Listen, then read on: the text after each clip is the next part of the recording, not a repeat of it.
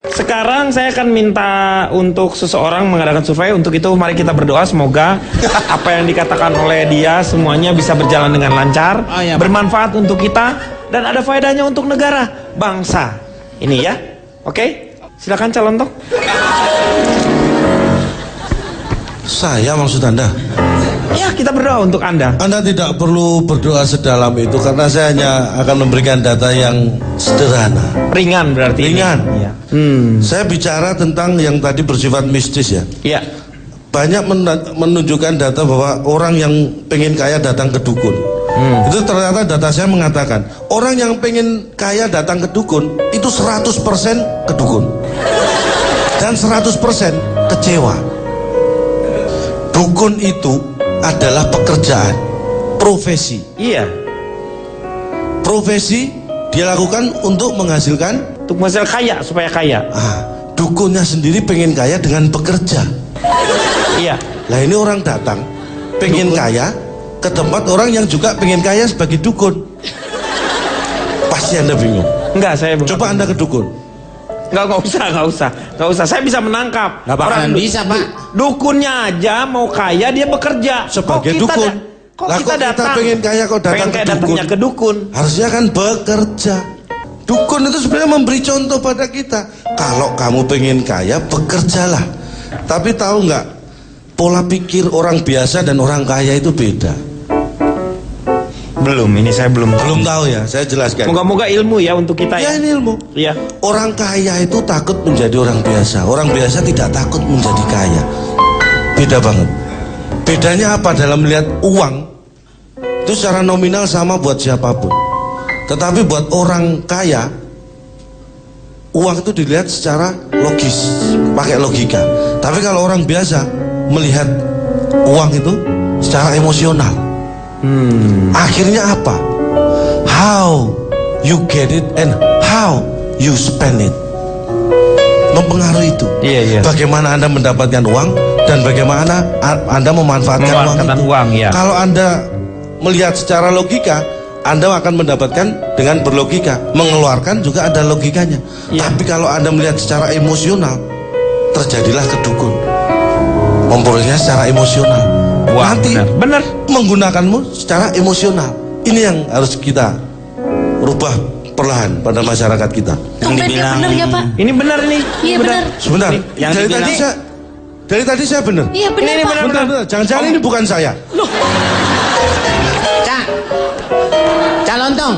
Ya. Itu yang dibilang uang setan dimakan setan, maksudnya emosional itu. Yang tadi emosional itu, iya. Ini bukan perkara uang setan dan jadi emosional itu artinya tidak berlogika. Terus bagaimana kita melatih supaya mental kita terbiasa menjadi orang kaya?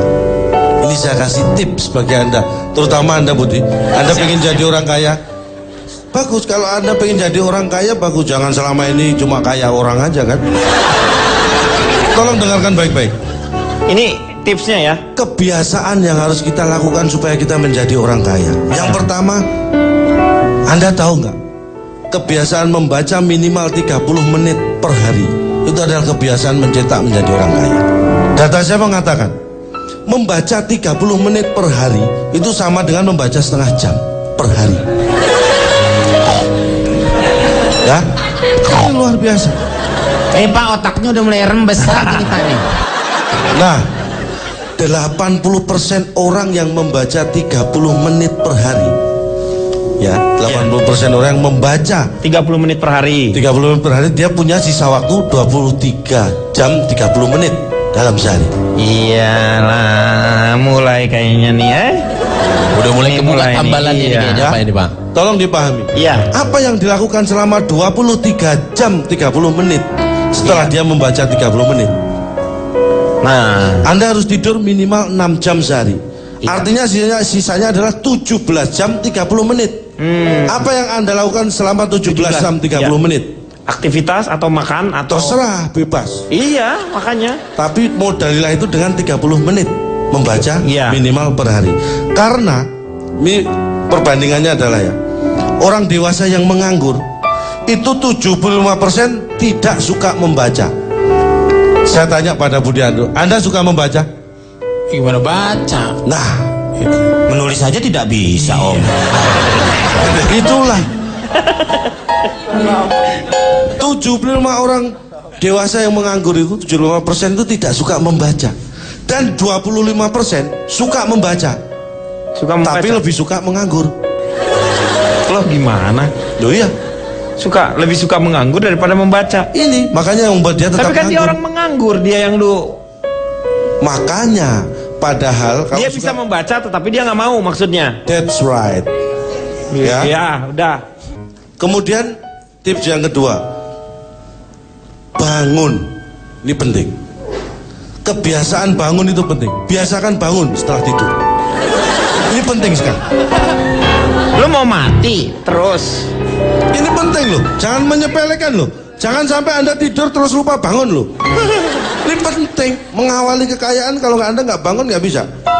Bangun setelah tidur itu penting. Tapi kuncinya iya. bukan di situ. Bukan. Tapi orang kaya kebiasaannya itu bangun 3 jam 3 jam. sebelum melakukan aktivitas kerja. Misalnya Anda kerja jam berapa? Jam 9. Anda minim bangun harus Jam 6. 6.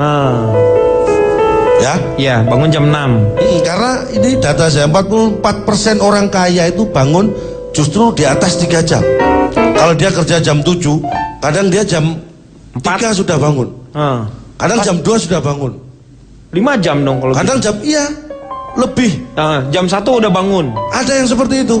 Jam 12 sudah bangun. Nah, itu yang belum tidur. Dan 70% orang yang nganggur. Nah, kayak Budi ini tolong dipraktekkan omongan saya ini benar apa enggak. 70% orang yang nganggur tuh belum bangun saat orang lain sudah bekerja. Benar Gimana nggak? tadi ya? Gimana, Pak? Ketika orang lain bekerja, Iya, apa yang Anda Anda belum lakukan? bangun. Sudah bangun atau belum? Orang lain kerja? Anda sudah belum bangun bangun. apa belum? Belum. Tuh kan? Iya benar. Nganggur. Iya. Saya tahu persis. Karena Saya tahu persis. kok tahu persis? Karena saya tidur di sebelahnya dia.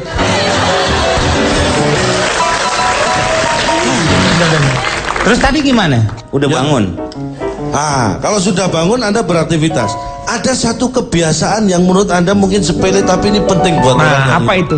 mengucapkan selamat ulang tahun. Kepada yang baru bangun? Selamat bangun kalau itu.